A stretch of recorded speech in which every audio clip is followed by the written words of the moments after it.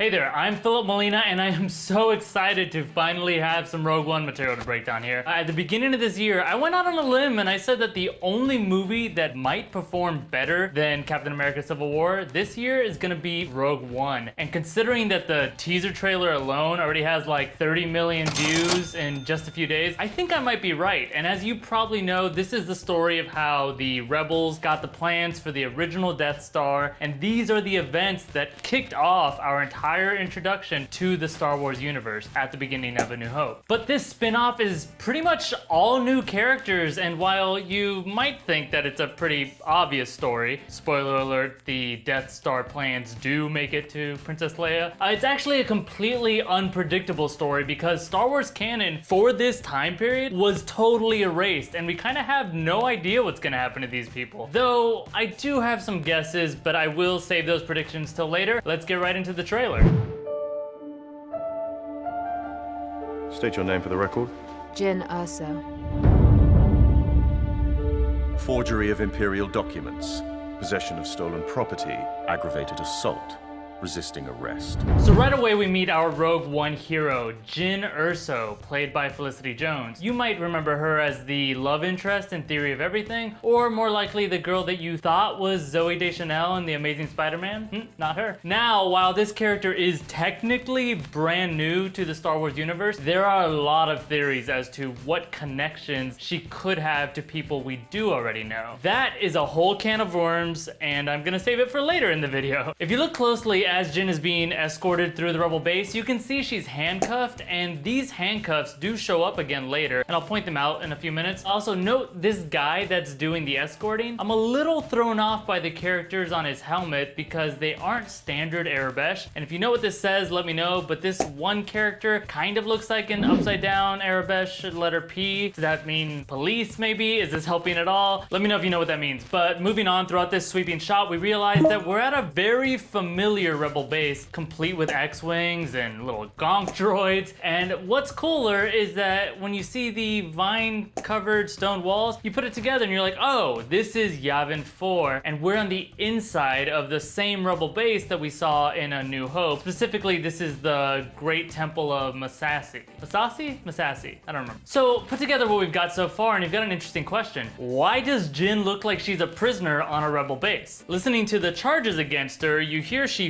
forged Imperial documents, which you would think the Rebels would be like all about. So either it was the Empire that arrested her and the rebellion had quasi maybe rescued her, or the Rebels arrested her for maybe snooping around, they didn't know who she was or something like that. And then once they see these charges, Forgery of Imperial documents, possession of stolen property, aggravated assault, resisting arrest. and this is all just me guessing by the way, maybe they're like, oh, and that's why we totally are gonna recruit you now. Jyn, by the way, is clearly inspired by Han Solo, the type of rogue badass who might be a bit of a criminal herself, but also might be exactly what the Rebels need, since playing dirty with rogues is one of the only ways that they can try and gain an upper hand over the Empire. It's interesting that this movie's kind of giving us our female Han Solo, considering Force Awakens seemed to give us our female Luke. Now I'm just wondering who the male Leia's gonna be. Oh, and since I brought up Force Awakens, I'll also point out that this sure does feel familiar. The slow piano music opening this trailer,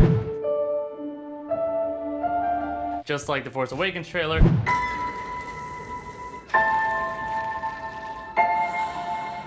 And now in this one, it's the Force theme that we hear at the beginning. And hate it all you want, I'm loving this trend of like nostalgic, slowed down piano covers of classic movie themes. I cannot explain why, but it totally works on me, including when they did it in Jurassic World. It was, I guess, a little weird when they did it in Ghostbusters. And it was totally terrifying when they did it for the SpongeBob remake. Let's move on. This is a rebellion, isn't it? I rebel.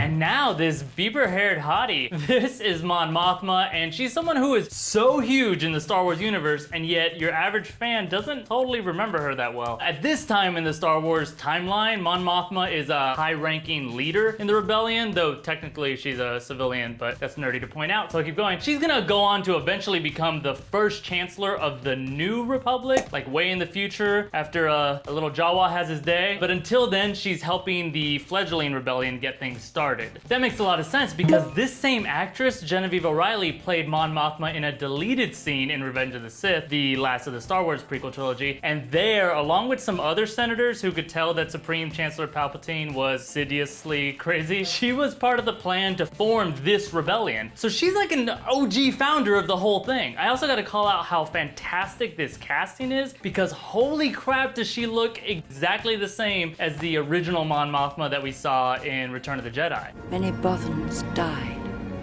to bring us this information. By the way, two things to point out there. One, reminder, this is not the story of those Bothans that died to bring those Death Star plans to the rebellion. That was about the second Death Star, not the first one. This story is all about the first Death Star. But the second thing to point out, it's so funny to me to pretend that instead of saying many Bothans, she's saying Manny Bothans died to bring this information, as in Manuel Bothans, Mon Mothma's tiny little boyfriend. I'm totally taking this from a comic called Tag and Bink, but it just cracks me up so much to think of little Manny Bothans, Mothma's lost lover. Many Bothans died to bring us this information. That look now makes so much sense. Thank you to Top Shelf Fun for sharing that. Oh, and remember how great I said the match was for the actress here? Well, let's kick up the brightness and I'm gonna point out this guy. A lot of signs are pointing to this guy being General Dodonna from A New Hope, but I don't know, the hair, it's like not as swoopy. So if that is him, I just don't know if they nailed the casting as much as they did with Mothma. But our next introduction is of Diego Luna's character, who we still have no idea who he's playing. He's got a flight jacket and a rank insignia of captain, and while that's not a lot to go on, many people are thinking he might be filling in for Kyle Katarn. And I know most of you are like, Kyle Kahoo? So really quick, I'll say this story is about getting the plans for the Death Star to the rebellion. It was told another time in a really old computer game from the 90s where the character of Kyle Katarn was tasked with getting those same plans to the rebels. So note the similarities in jacket style and favorite arm positions. Katarn was a fan favorite character, and he actually ended up appearing in lots of stories. He's a former stormtrooper, by the way, like Finn, and he grew a beard a lot like the one we see here. Now, even though those old stories are no longer considered canon, they've been like erased kind of, here's why this speculation is not the craziest thing. Not only is the storyline similar, but Kyle, he had a female partner who was another rebel agent, but she was also an ex-criminal, ex-smuggler, also kind of like Han Solo. And while her name is not Jyn Erso, it's not that far away from that. Her name's Jyn Ors. Jyn Erso, Jan Ors, it's very close. And you can see that these two are definitely some sort of partners, since he's obviously keeping an eye on her here. That's his arm, so he's watching from behind the shadows. And that's probably him watching from behind there. And it's also him whose life she seems to protect when she shields him from that blast. Though I don't know who that person with the trigger in their hand is. Let me know if you have a guess who that is. But anyway, you can see how this all could be something like Kyle Katarn is a rebel agent, and he's got an eye on this chick who is some sort of good guy terrorist maybe, and her people are messing with the Empire on their own, and as maybe she's leading a couple of the original trilogy stormtroopers into a trap, her fellow good guy terrorist maybe blows them up, and she realizes, uh-oh, this guy's here, and she tries to protect him, and then he's like, hey, I want to bring you back to work with us, and they're like, hey, I'm Mon Mothma, we got a job for you, and she looks at him and she's like, what have you gotten me into? And yeah, this is all huge speculation for what this movie's about, but doesn't it kind of sound legit, despite my terrible voice acting? Anyway, this Kyle Katarn and Jan Ors theory is not the only theory for who Jyn Erso might be. I've got another one to drop on you later in the video. But enough about that. Two other things I will point out about this section before we move on. One is that we get our first glimpse of this droid behind Jyn, and that might be who Alan Tudyk is playing, but more on him later. Two, this is a really good moment to remind people this movie takes place when most Jedi are either dead or have gone gone into hiding. So it's not really about the Jedi or the Force. There's probably not gonna be any lightsabers in there. Rather, this movie is about the war part of Star Wars. We're gonna have bombs and guns and guerrilla tactics. It's not crazy that the cinematographer of this movie, he shot Zero Dark 30, which is a gritty, realistic movie about an elite team having to infiltrate an enemy base. This movie isn't gonna have elegant duels. It's gonna have nasty melees. And that, but still set in the Star Wars universe, sounds amazing. Now let's move on. We have a mission for you. A major weapons test is imminent. We need to know what it is and how to destroy it. Is that clear? Yes, sir. Okay, in this section, we get that transport shot of Jyn looking out the window, and while Mon Mothma is explaining the plot of the movie, that lens flare moment could possibly be a shout out to Force Awakens director J.J. Abrams, who is super famous for using them. And then there's this incredibly epic shot of the Imperial Star Destroyer and the Death Star's laser dish being assembled. This bit here is definitely worth dissecting. First off, this is not the first time we've seen the same Death Star under construction. It actually goes to show just how long it takes to build one of these things, since this moment is just under 20 years earlier. Then, focusing on this Star Destroyer for a second, Force Awakens did a great job of showing us the scale of one of these things. And so when we focus on that and then shift our focus to the Death Star, that really showcases just how massive the Death Star is. It makes sense that you would confuse it for a moon. Look at him, he's heading for that small moon. That's no moon, it's a space station. Especially when you compare it to the scale of a Star Destroyer or a banana. And then there's the shadow wiping by in the background, which feels both like a reference to how Lucas loved to transition between the scenes in the movies. In fact, I wouldn't be surprised if this is a transition moment in the movie, but it also reminds me of J.J. Abrams' opening shot in The Force Awakens, where the Star Destroyer's shadow eclipses Jakku. Now, in that movie, there's also some symbolism going on with the light side and the dark side in that shot, and I'm not gonna bring that up about Rogue One just yet, but if you want to know more about that concept, watch the other video about all the symbolism and Easter eggs they snuck into Force Awakens. As for this guy talking to Jyn, his voice sounds like he was the one reading off the list of crimes earlier. Stolen property, aggravated assault. Is that clear? And his command square suggests that he's a general, maybe? The two bullseyes on the top right, though, are pretty unique. It suggests he's got some sort of special assignment, maybe special forces or intelligence, which is spy stuff. And you gotta love that Jyn is giving him the Han Solo sarcasm with her, Yes, sir. just like his fake respect he gave to Leia early on. Look, your worshipfulness. Okay, let's move on.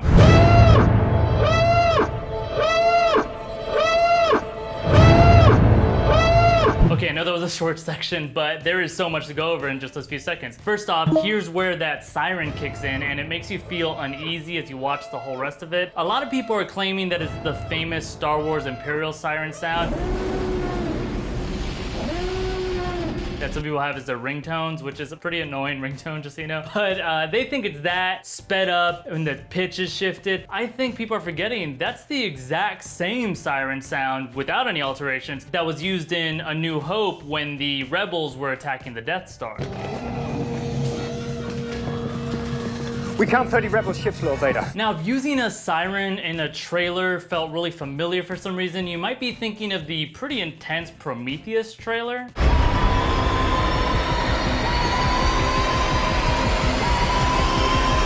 Check this out. Just like Rogue One's trailer, that trailer was for a movie that was a sort of prequel, sort of spin-off movie of a much older sci-fi fantasy movie from the 70s. And the newer trailer is using a siren in a reference to the siren that blares in the original 70s movie.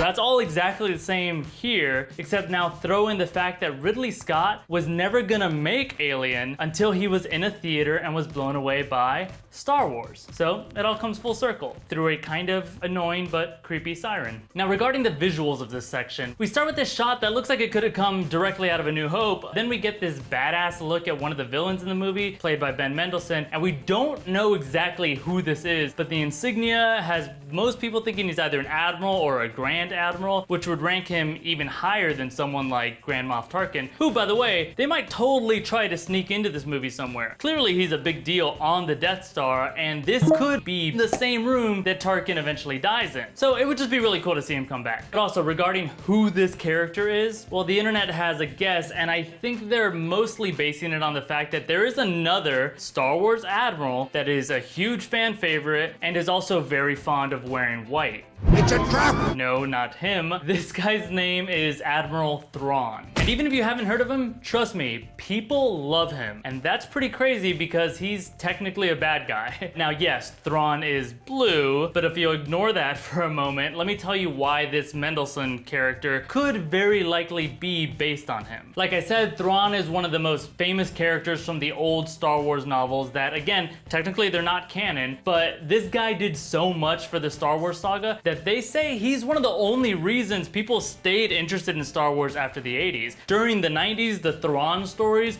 were considered the best Star Wars additions that were happening, and for good reason. They're good stories. As a Grand Admiral in the Empire, this guy actually had very little to do with the Force or the light side or the dark side or the Sith or the Jedis or whatever. He was just a military guy, but he was a badass military guy. And just like Rogue One is about the badass rebels who don't have any sort of magic on their side, this guy Thrawn was an example of a version of the Empire that isn't about Sith Lords. And more importantly, it's an empire that you've never seen in the movie. One where the Imperial Navy is actually what you should be most afraid of. For example, admit it, in the movies, when you see a Star Destroyer show up in the atmosphere, you get a little bit of like an uh-oh feeling, but you also are like, meh, an A-Wing can take out a super Star Destroyer pretty easily, so maybe it's no big deal. But in the books, Thrawn is a very competent leader and he's smarter than everybody else playing the game. And when he shows up with a Star Destroyer, you don't imagine anyone can beat this Navy. He's a chess master, and not only is Thrawn brilliant, but he's not even purely evil. He doesn't twirl a mustache or go on and on about the power of the dark side. He really is just trying to restore order to the galaxy, and he's also very patient about it,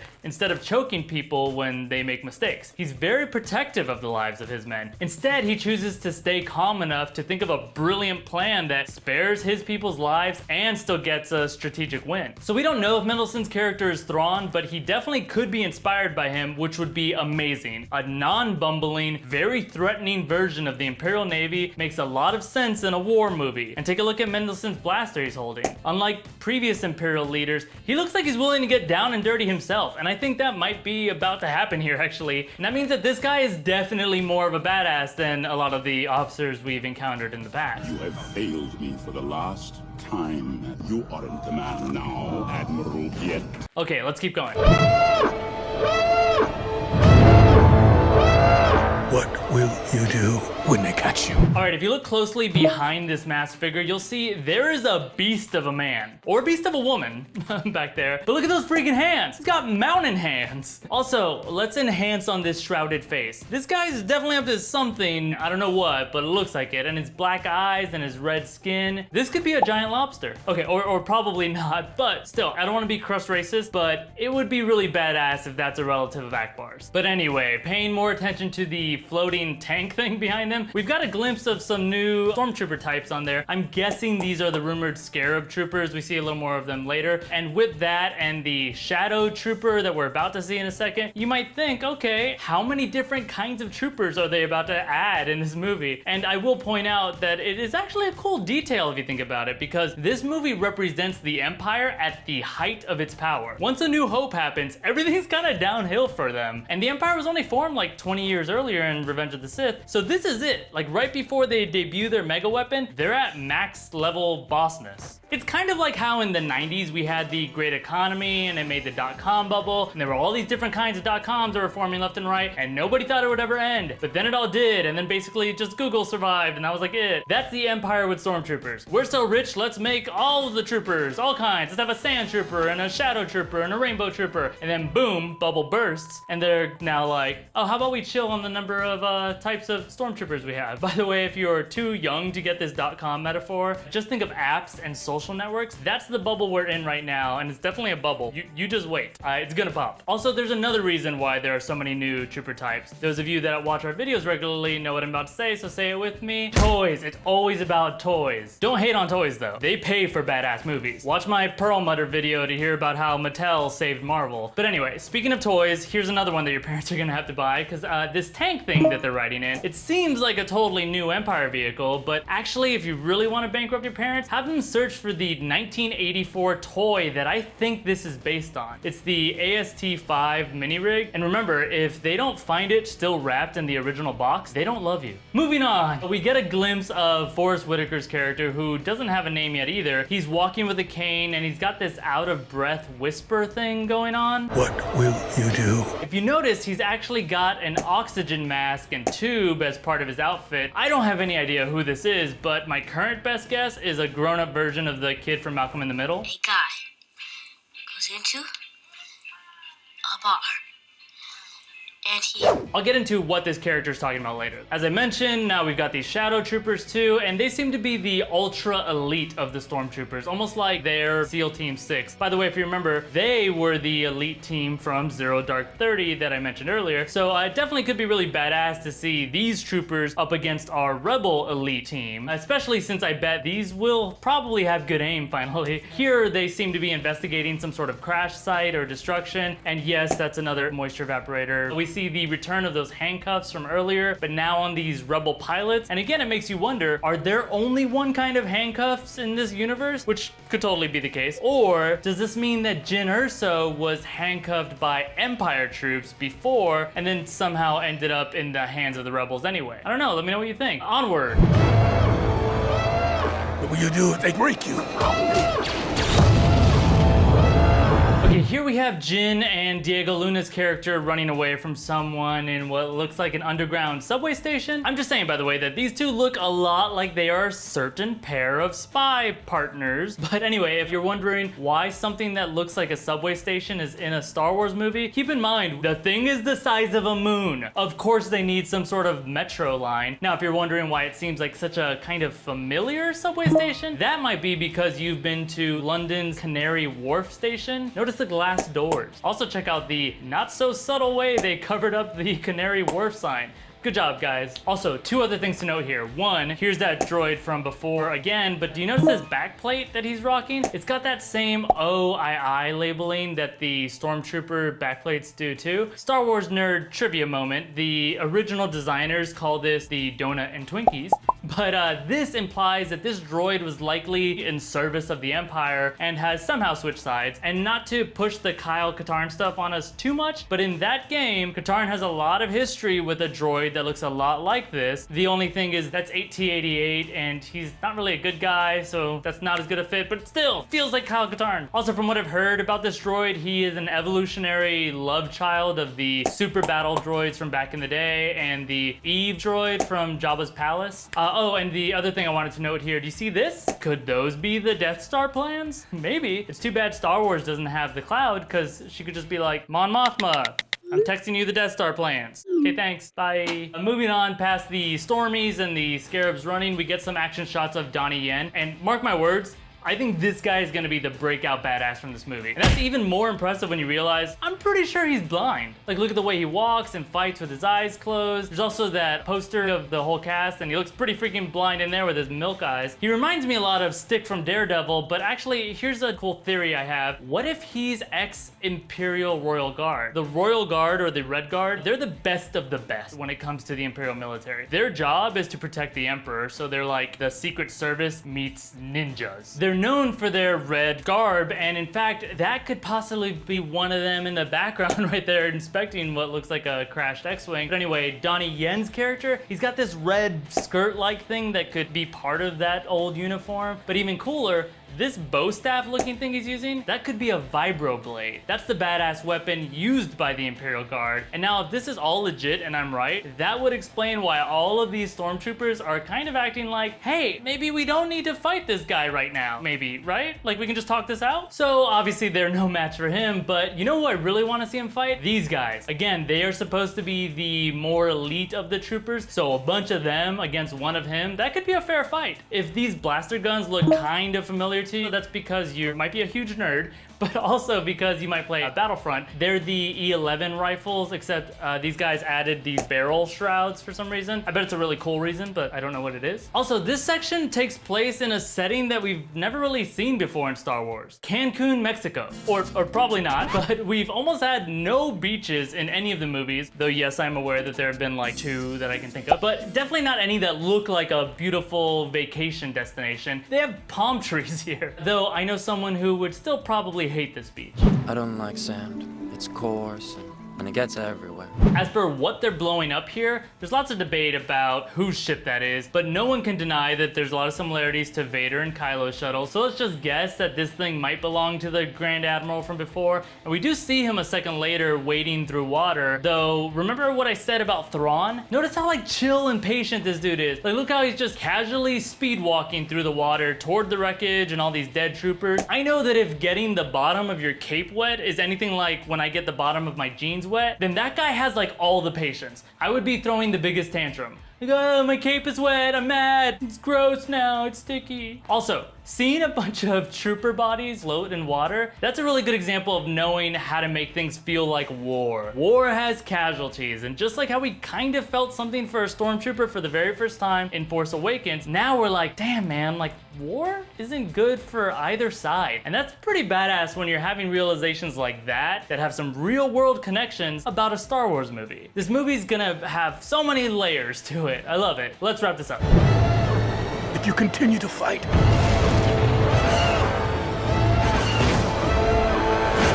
this to me is the most intriguing shot of the entire trailer, because who, what, where, also when and why. This hooded figure could be anyone except Vader. I do not think it's Vader, but supposedly Mads Mikkelsen is supposed to play a major villain in the movie, and we haven't even seen him yet, so maybe that's him. But also, look who's flanking the scene, 2 Imperial guards whose job it is to protect the Emperor. So could this be him? I'd be with you on that guess if it weren't for this little moment right here, where the hooded figure kneels. That definitely doesn't seem like a Palpatine thing to do. And okay, if that's not enough to chew on, then let's talk about what's in front of him. Who's in there? Somebody worth kneeling to? My best guess about this thing, by the way, is that it's a Bacta tank. We saw Luke healing in one back in Return of the Jedi. Now, in there, yeah, I could totally believe Vader's inside of that. It also would make sense that while he's healing, the Emperor would assign the guard to protect him. And yeah, let's talk Vader. Here's the thing about Vader in this moment in time. In the Star Wars Rebels TV show, which is canon, he was recently in a very epic fight and he barely survived it. He like limps away, he's all hurt. So this could be him recovering from that fight, but also because of the fact that we know he's all good and healthy in A New Hope, I'm actually so pumped about the possibility of Vader being there in that moment, because if that's him in the tank, once he's out of there, it is going down. No character in the Star Wars universe has thicker plot armor than Vader at this moment. Like they can't just like kill him, right? Which means if he's showing up, we know he's getting out of this thing with barely a scratch on him, and so instead I think we're gonna see him just own everybody, just slash and destroy and murder. And again, this is just a guess here, but I predict if Vader does show up, which remember at the beginning of A New Hope, he's already been tasked with getting the plans back. What have you done with those plans? So it would make sense. Then I think that we will see the most intense, badass version of Darth Vader we have ever seen. So let's hope he shows up. All right, let's skip ahead to the epic beach moment, just because it is an amazing shot. Note how terrifying the AT-ATs seem in this moment. That's because our director here is a master of making us feel so tiny when we're next to epic-sized monsters. In fact, compare this shot to his other movie, Monsters.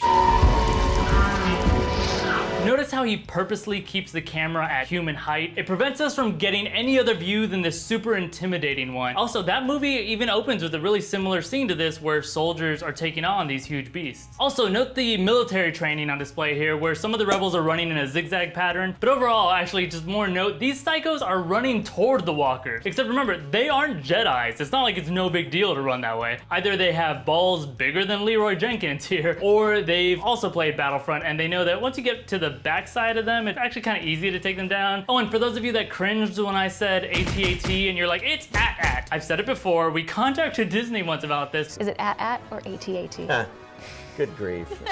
In the universe, we'll try to make sure that that Star Wars character says AT-AT. They said it's AT-AT, but you know what? It's never been said out loud in a Star Wars movie, and everywhere else, it's a totally mixed answer. So here's your chance, Rogue One. This is the first appearance in the timeline of the movies. You could state it right here once and for all. Just have Jyn like point over there and be like, hey look, it's AT-ATs or it's AT-ATs, and then have her look right into the camera and say, there. I said it. That's how you say it. It'll be worth it just to settle all the stupid arguments. Though I swear to God, if she just says, look, it's Imperial walkers, I'm gonna be so pissed. Moving on, what's that satellite dish about? You wanna bet it has something to do with why they're running in that direction? Maybe they are trying to get the plans off the planet and that thing's blocking the message or something, maybe not. But I definitely get the vibe that they wanna blow that thing up. And small spoiler alert, skip ahead if you're worried.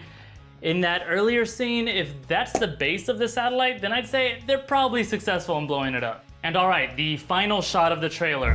What will you become?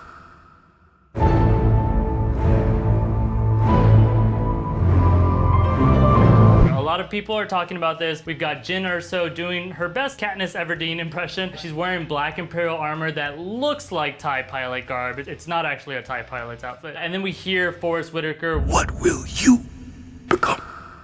Obviously, the editing wants us to think that she maybe switches sides, but I don't think that's the case. I think we are definitely onto something with our spy theory, but if she were working for the Empire and maybe she were some sort of double agent or something, well then instead of Jan Ors, I've got an alternate theory. She could be Mara Jade. Mara might be the most popular of the Star Wars Extended Universe book characters, and she's not only the Emperor's hand at one point, but she goes on to be Luke Skywalker's wife. And not only does she end up being a badass Jedi in her own right, she helps raise a young little Jedi girl who happened to be the child of Han and Leia, and her brother, yeah, he was a former Jedi who turns to the dark side. So you can see that her turning out to be Mara Jade, yeah, that could be incredibly epic and launch a whole interesting connection to the whole universe. I mean, she's got these badass fighting batons on her back. She obviously knows how to use them. It would be very cool if she taught a certain someone to fight with a stick. Cause you know she didn't learn how to rebel from Luke, so maybe she learned it from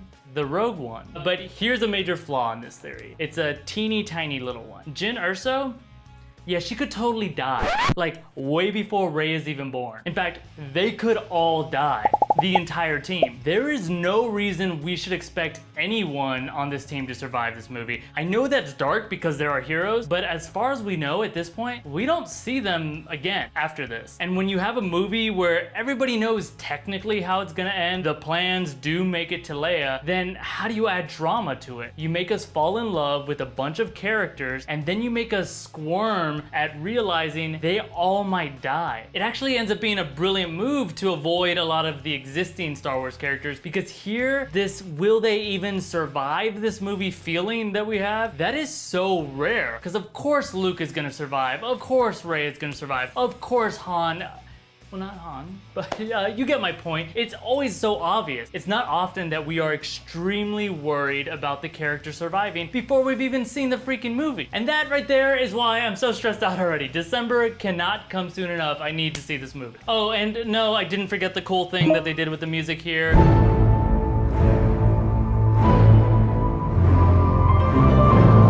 They make you think you're just listening to the Force theme again.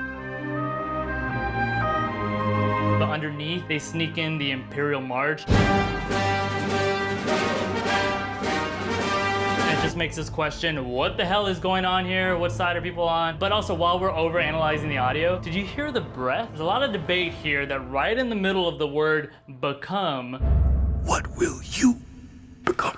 You can hear Darth Vader's breath, like, what will you become?